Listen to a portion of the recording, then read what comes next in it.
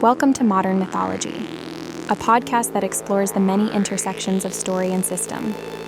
In every episode, we will discuss some facet of how RPGs function as modern myths, providing a shared canvas for creativity and the collaborative discovery of new worlds.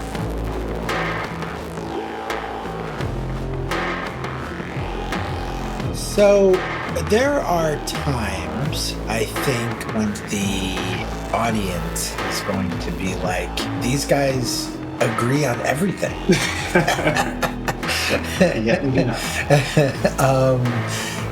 I think we both equivocate very well. I think both of us really try to meet the other one.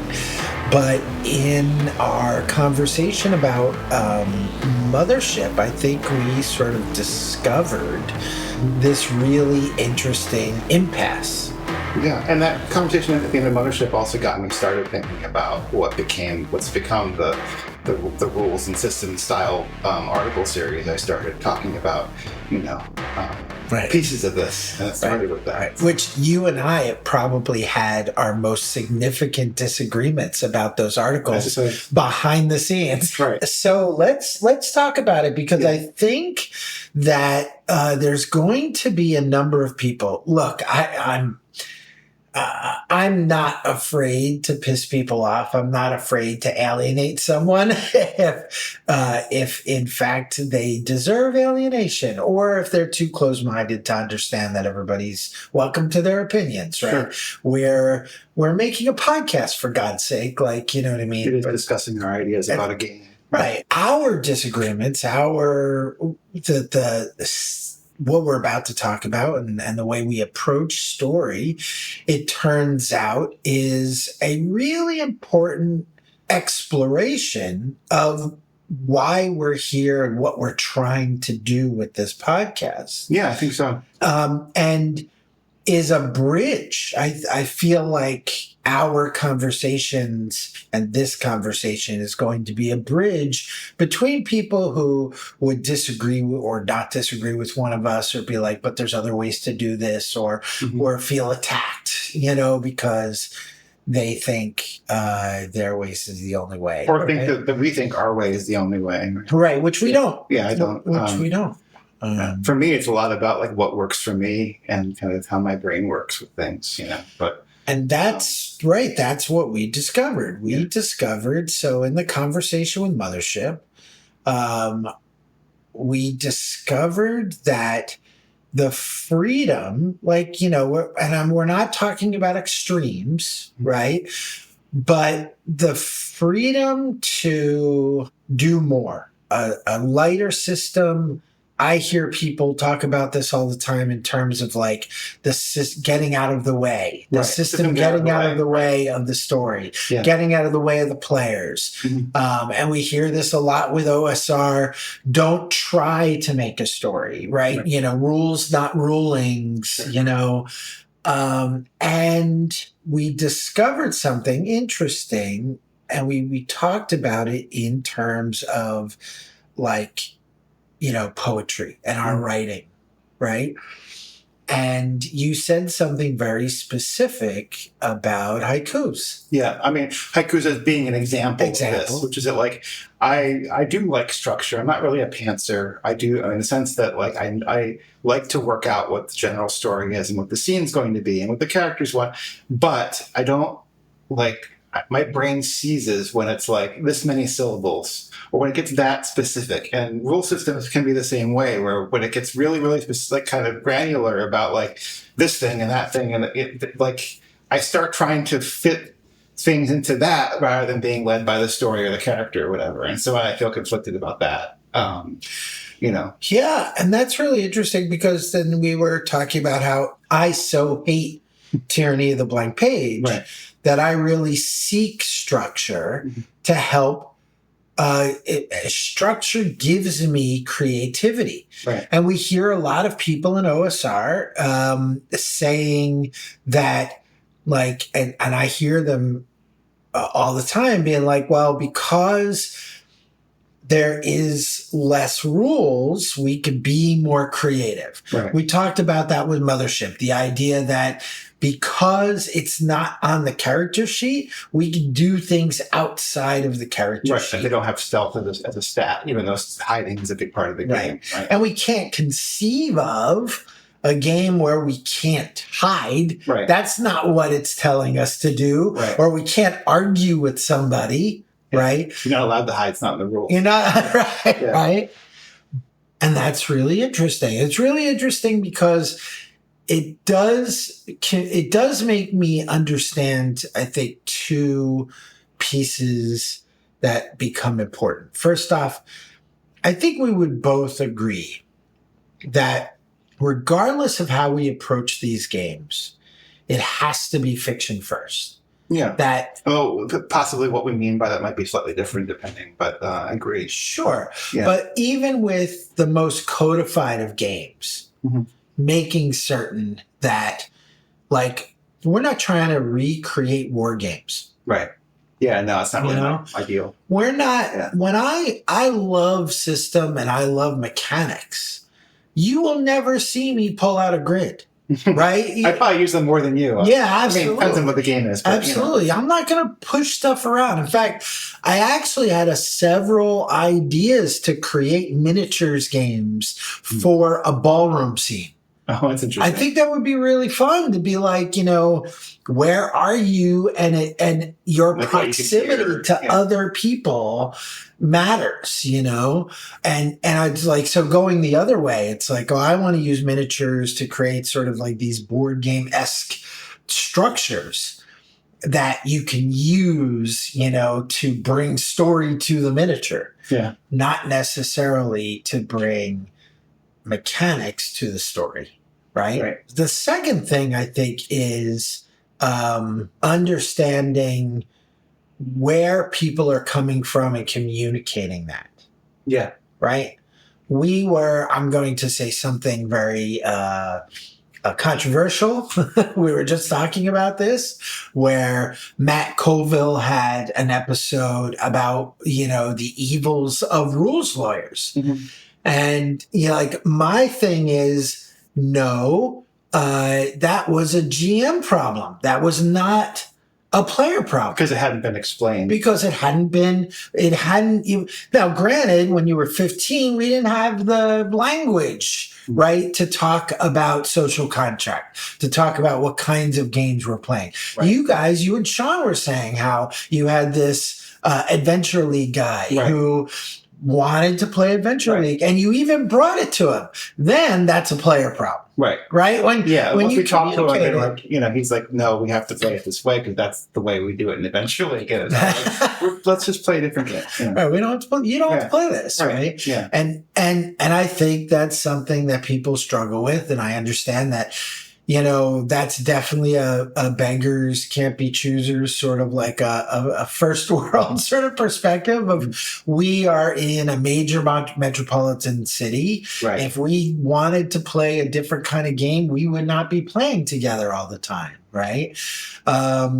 Because we can play pretty much almost anything if we really wanted to, and in whatever style that is. Right.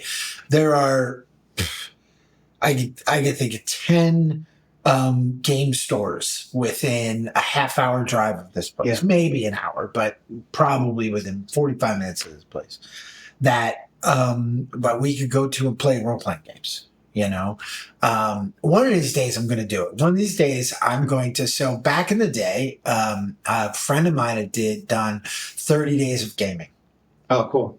Every day for the month of January, we played a role-playing game. It was one game for most of it, but we mixed it up every once in a while, and we had other games that we were part of, or I was running for different groups, We would have the time and the energy to do that. Right. And sometimes they were only like a little 2-hour session that we would do somewhat remotely. In fact, a very funny little anecdote, we actually played a role-playing game with 4 people in World of Warcraft. where our characters played the role-playing game. We're sitting around, and my character was GMing, and then the other characters were playing other characters. That's funny. I've joked about that before, right? I didn't think anyone had actually done it. Yeah.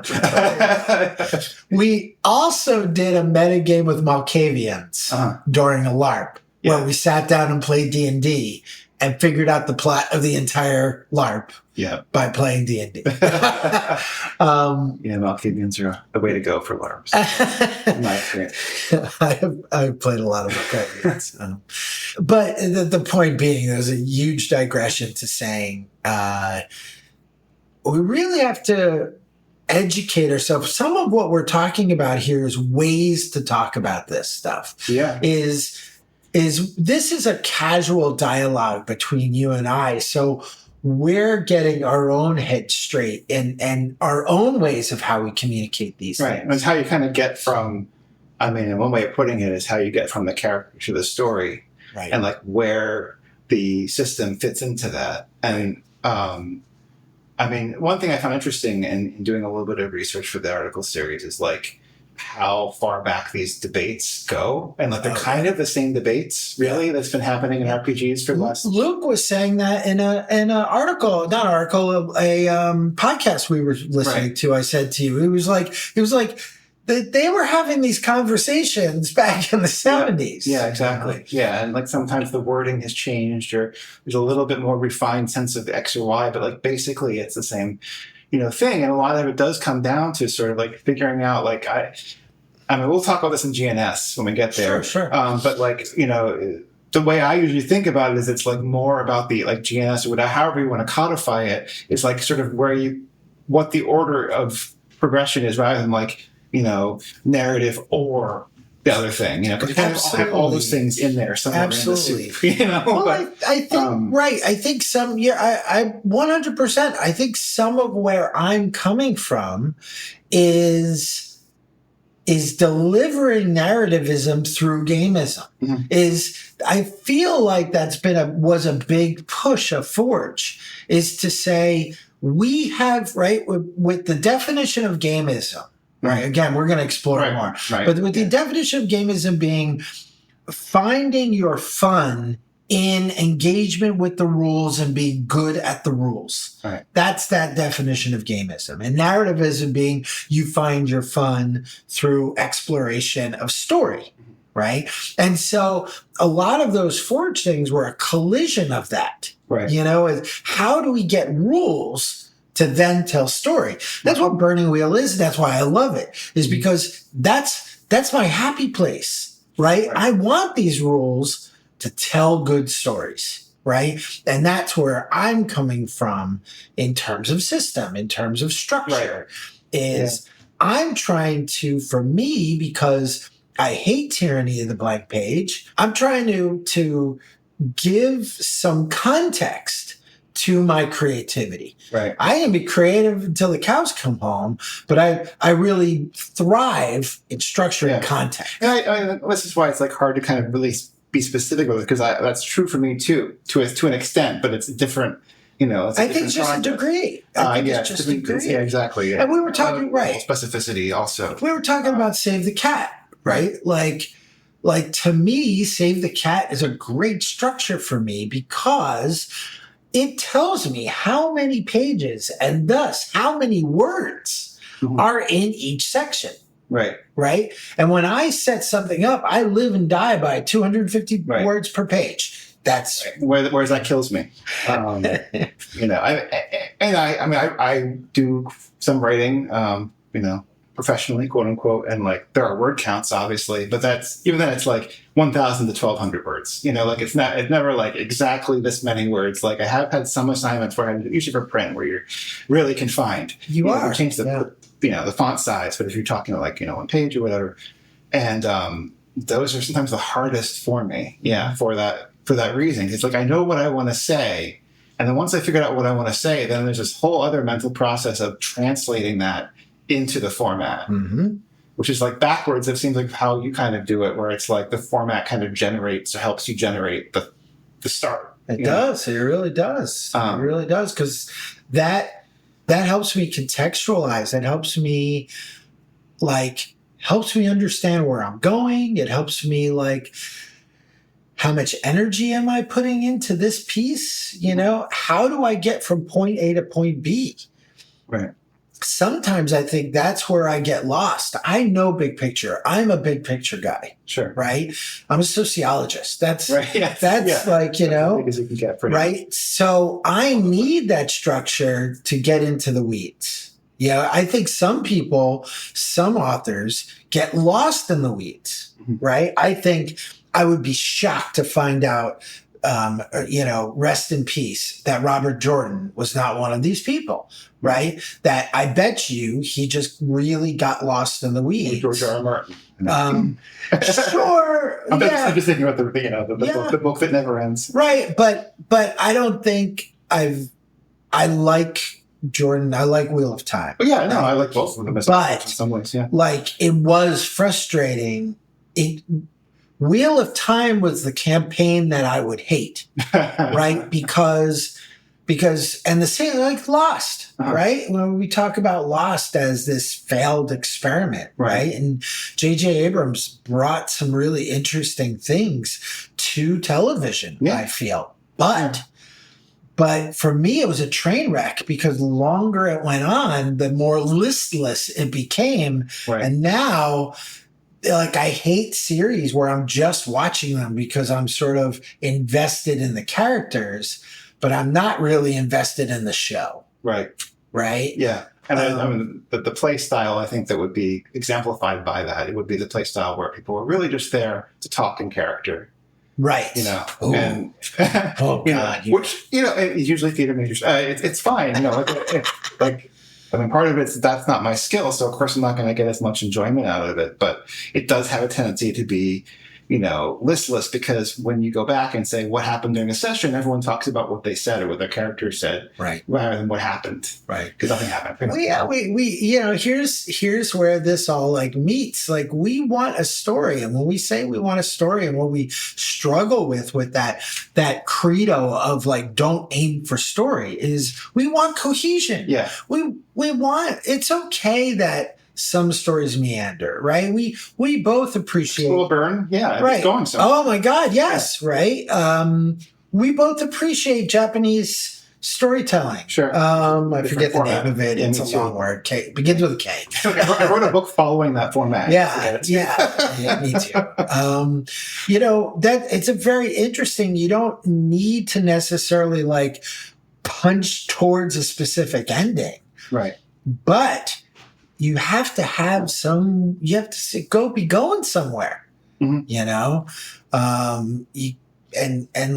for those of you who don't know, Jordan's will write this 800-page book that opened up more threads than it answered by the end of the book. And I'm you have to open up more ones and then you got to keep opening them up. Sure. But I want some kind of close. I want some, I think the climax is important. I think that structure, I think denouements are important, right? Mm-hmm. We don't get to do a lot of denouements in our actual plays because we're rushing through, here's an example of a game, but we absolutely will. And that's one of the reasons why I'm running the Trinity campaign is to be we wrap up. Sure. We have a start, we have a finish, we have a ritual, we have...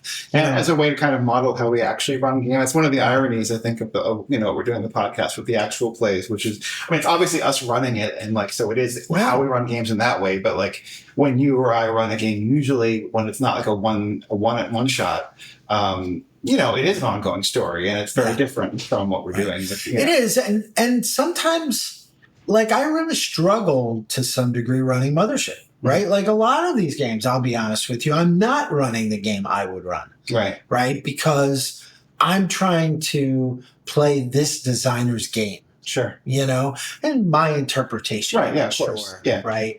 But that's what I'm trying to do. I'm trying to stick to what's going on and understand so we can have a conversation about what they're doing. Yeah. What they're doing, what we would do differently, that kind of deal. So I don't want us to get caught. I want, obviously, these to always be conversations outside of our our little duo and trio and an occasional quintuplet. Right.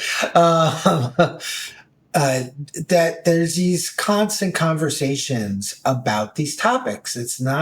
We're not trying to say someone's doing it right or wrong. We're not trying to say you're bad, your game is bad, right?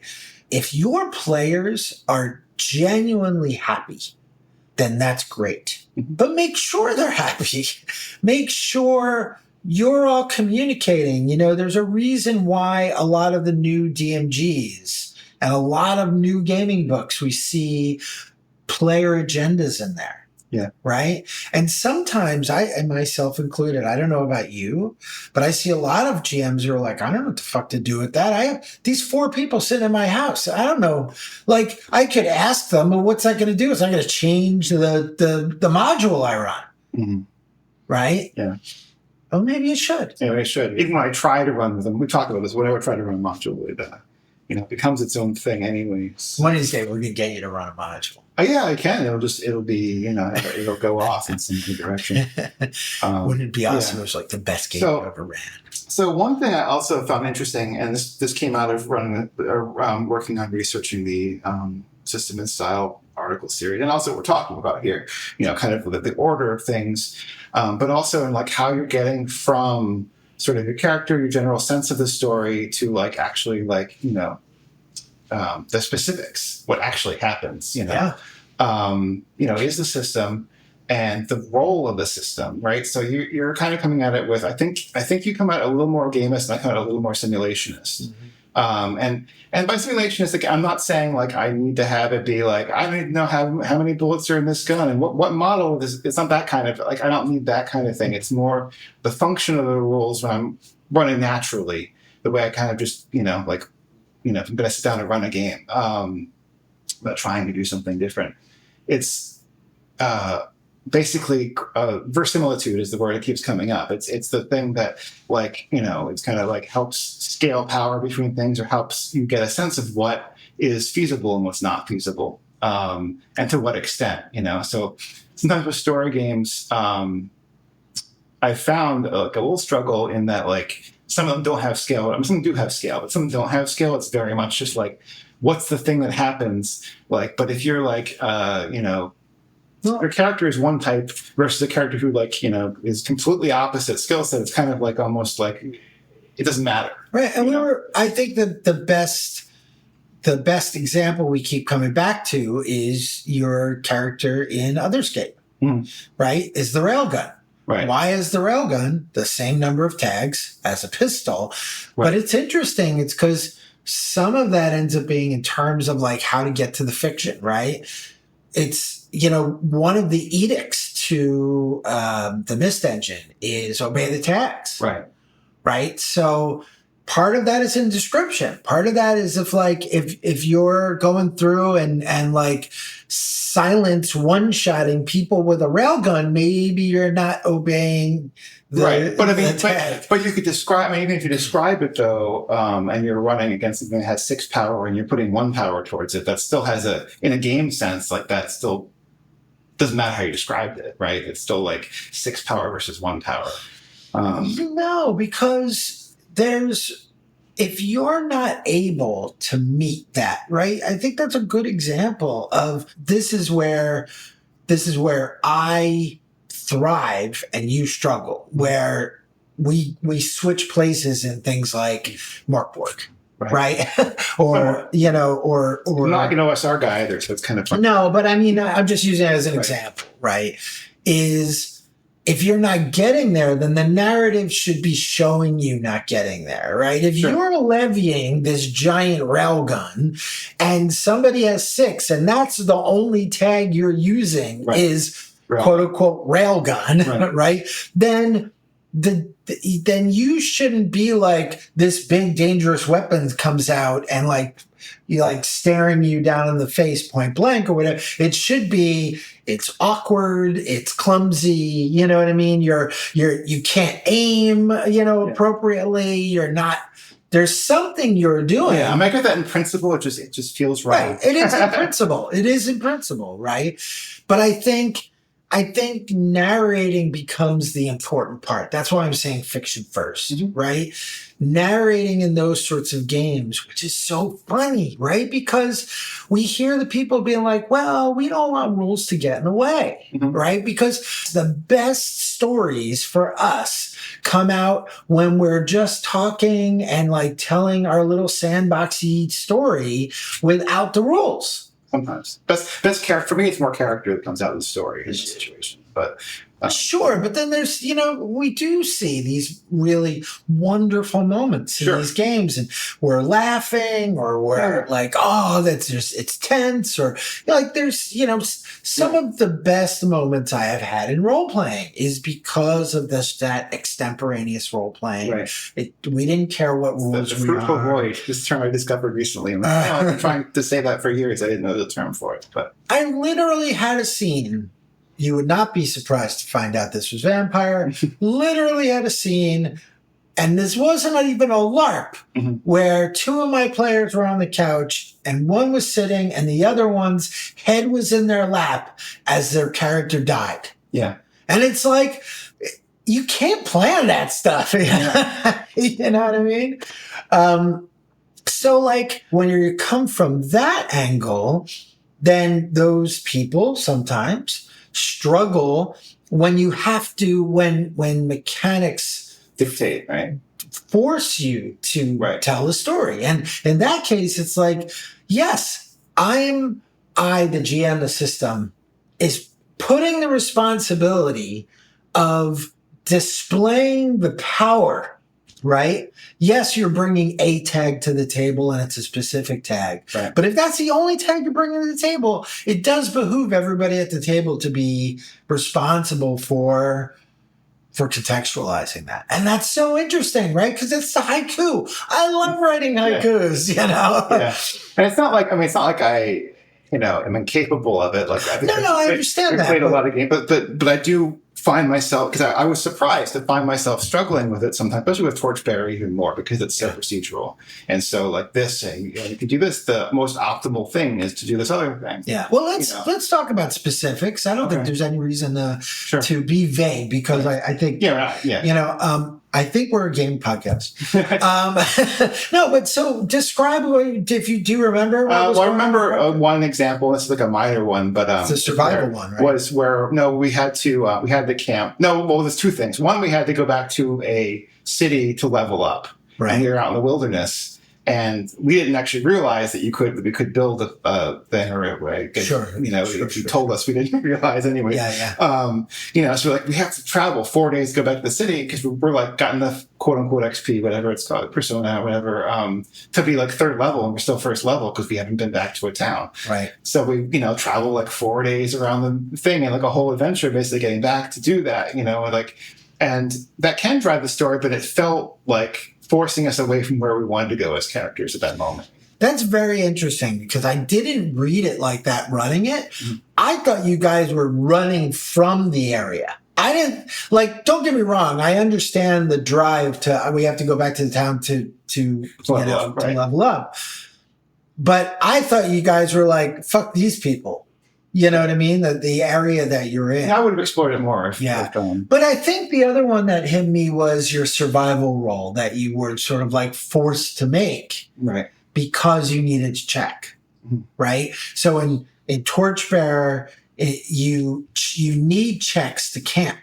And in order to get checks, you have to use your traits against yourself in a roll. Right. And I hadn't had the opportunity in the story to do it at that point. Do it, so I had to make up a scenario for it. And, it's the sort of situation where sometimes you're forced to make up a scenario for it and your brain goes, you're like, I got it. I got the perfect thing for this. Right. But other times it's like, for me anyways, I'm kind of like, and I think, go fishing, What made it worse was that you felt like you were forced to go do this survival check, and then you failed. And of course, failure in games like that have consequence, and so you felt like you were kind of being forced into this consequence, right? Yeah. That you're like, I would never have gone out into the wilderness and done that thing. Right. And again, it was a situation where it was more that I couldn't come up with the narrative to fit it that was interesting. Like, I mean, I very frequently will have negative things happen to my characters when it's like an interesting thing for it. But when it's like, I don't have an idea, I don't know, whatever. Like, it's kind of funny when you think about like people who yell at the screen during horror movies when like a character wanders off by themselves. Right. And it's funny because it's like, well, wait a minute, they're doing that because it feeds the story, because it won't be a horror movie if we didn't do stupid shit, right? So it's like, it's really that sort of thing. It's like, I feel like that part of your brain is yelling at the other part of your brain, like, why are we doing this? Like, why are you doing it? Because what I remember was everybody was pretty down and dirty and really in need of healing and so on and so forth. They were like, oh crap, in order to do that, I have to go out by myself into the woods. Right. Like no one would ever do that. Yeah. Right? I think that's really interesting. Yeah. It's feeding the story. Like, to me, that's like, how do I feed that narrative? Right. There's a narrative role. I mean, that's how it is to me too. It's just that I oftentimes struggle to come up with things interesting to me, for it. But it's also been interesting to me, although, as I've said, I'm not like an OSR guy, and there's elements of OSR aren't my style. I was surprised kind of when we played Ronin and some other games where like I just automatically was like in the character and kind of like, I'm like, that's interesting. I'm not, because afterwards we talked about like what in the system is doing this, and it's like not really anything in the system. It's doing the vibe. The vibe. Yeah, it's the vibe. Yeah, it's interesting when we're gonna have a whole conversation about OSR, but it is interesting when like certain OSR games are like, if you have to write it that has the vibe, because I feel like if you write it where you're not feeling it, right, that's a whole different thing.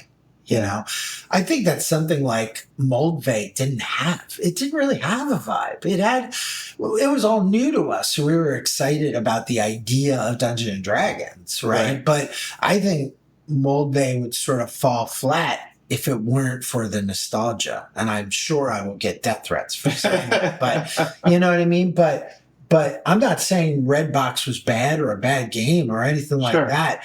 But I think that without decades of context, then I think it wouldn't be Morkborg. Yeah. You know what I mean? I think Morkborg really succeeds. I think Mouse Ritter really succeeds. Shadow Dark really succeeds. I haven't had a chance to play Shadow Dark yet, but where I think honestly Moldvay would fail. Yeah, and I want to point out, I really do struggle playing those games. I really do struggle having to guess what I'm doing. Yeah. I can play my character. I do think sometimes I'm stymied by wanting to enable other people to have fun as well, or to create something cohesive. And sometimes it's just not there, and I don't know where to go. And I don't want to just take over and just have it be the Scott show. Here's the project, right? Be like, because I will just bull my way through that process. So it's like, what are we doing? What do we have to do? What can we do? What are our options? Yeah, and I feel that way sometimes with those systems too. I mean, I do, as much as I was surprised by feeling like I had, the role playing kind of flowed. That's when it's working. There's definitely situations where you're kind of I want more there to hold on to, more to guide me. But right. And Ronin only works for me because I'm such a Japanophile. Like, it only works for me because that's like, that's where I live. I love the aesthetic of everything that's going on, and I can fill in those pieces. Right. But if you don't know anything about Japanese medieval history or anime, what would you do with that game? It just occurred to me that part of this is also about the relationship of character to the story, where it's like, I was thinking about Ronin, and I was playing, and once I kind of had this idea of this sort of like, But you hung your hat on Mifune.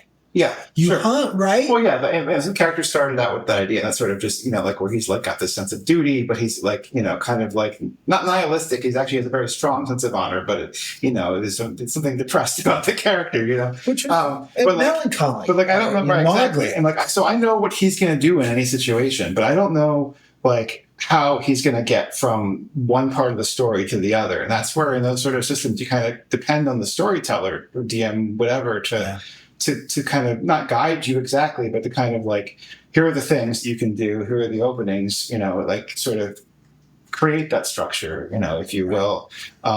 Because even though I can get into that character, he is just going to say like, things and just kind of grunt and drink sake, like if he's not given a situation to react to. So it is reactive in that way. Right. And I get the systems that are, kind of trying to dictate those things more, or trying to get you out of that bind. Right.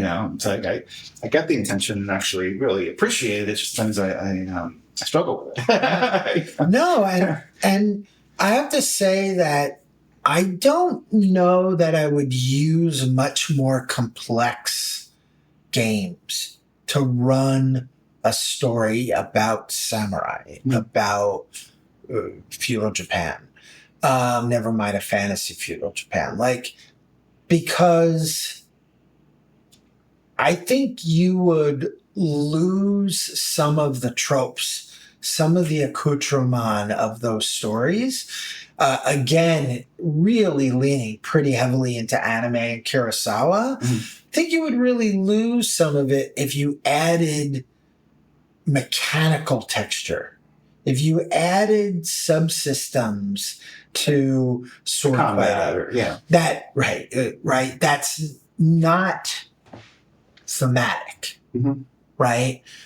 I'm struggling with this and thinking about Trinity, right? And my conversation I have that I'm continuing on our YouTube channel, right? And like thinking about John Wick and an action film, right?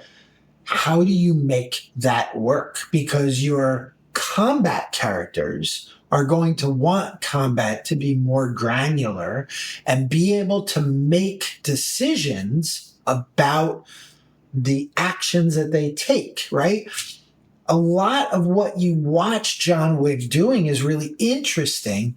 It's still fluff. It's still popcorn action, right? But there are some really smart choreography going there that you want as a player. You don't want your master swordsman. I swing my sword and I hit. I swing my sword and I hit. Right. You try to open up to more creative. I'm like, what do you do? And then it's like, well, I swing my sword and I hit, So that's interesting, right? So now that becomes a similar thing of like, okay, now do we want a system saying, I do this kind of hit? Right. This is the speed of this hit. This is the damage of this hit. There's a give and take as to why I'm choosing. It's interesting that you run Chronicles of Darkness, right? Because one of my favorite combat systems is Street Fighter. And Street Fighter, then the rules for Street Fighter, the combat rules, became a book called Combat. And then that, for the new version, became Hurt Locker.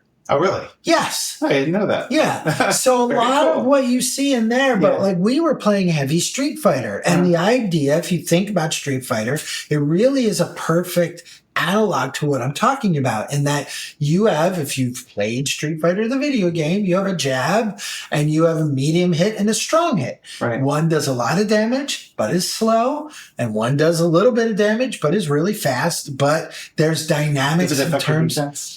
It might affect your defense, but remember, there's juggling and so that is something you could actually do. In combos. You do combos, right?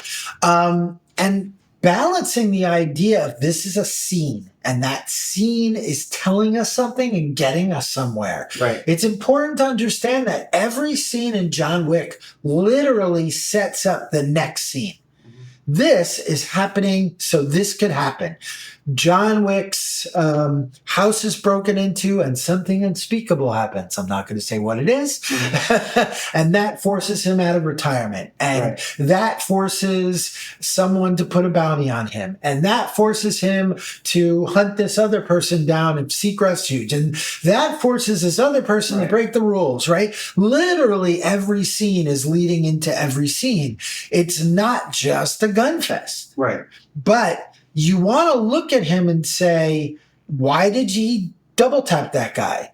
Why, like him switching between people, him in the third movie, right? Where they really leaned into the armor suits and he's like holding up his jacket while people are just firing away at him.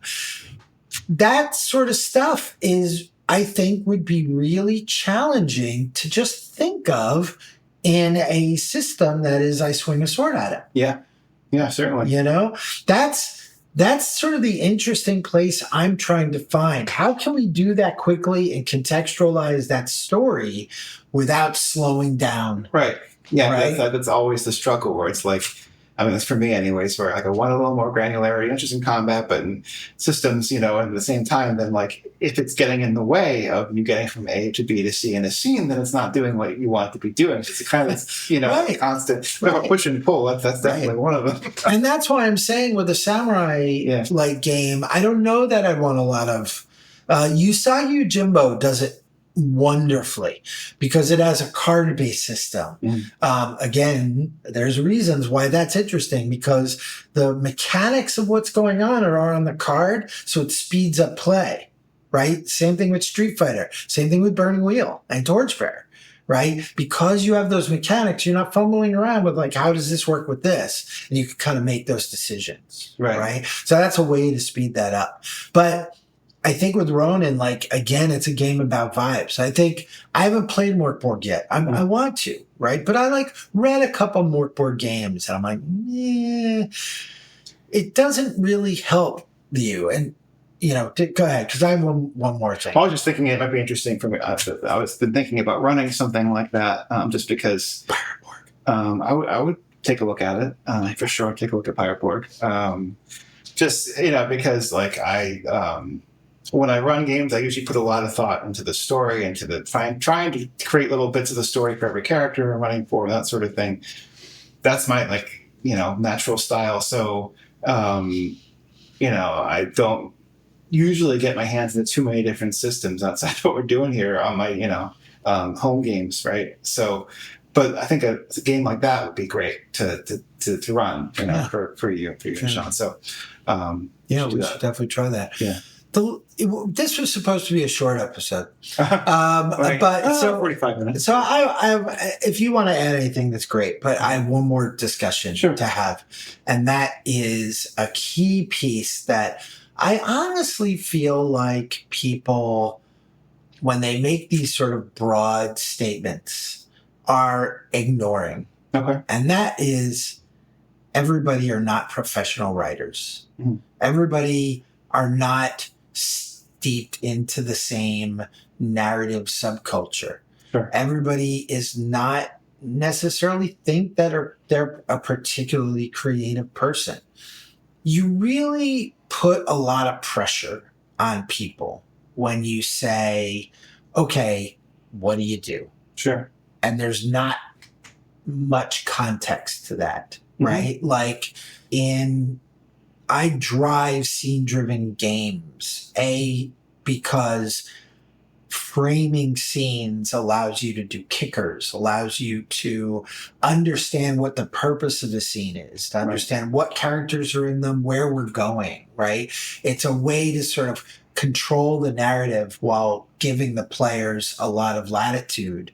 But they're already in there understanding what's going on. Right. If you play something, I think I even mentioned this in my YouTube thing on Ronin. If you play something like Ronin, but you're not steeped in that subculture, you're not steeped in Mifune, you're not steeped in Samurai Champloo, if you don't have much to hold on to. You don't, what are you doing? I swing my sword. Right. And I'm not really down with that. Yeah. I mean, this is one of the things that I've been thinking about a bit is like sort of like the difference between the role of tropes and system, or if there is one. And like I think like tropes carry a lot of systems like that. They serve a lot of the system. Like if you watched a bunch of samurai films, as I may have, like even like without thinking about specific films, like you have this sort of vocabulary where that's almost like a system. It's not like codified, explicit system, but like you have those tropes. And and I think I draw on those a lot when I'm playing or running games that are kind of more vague in that way. But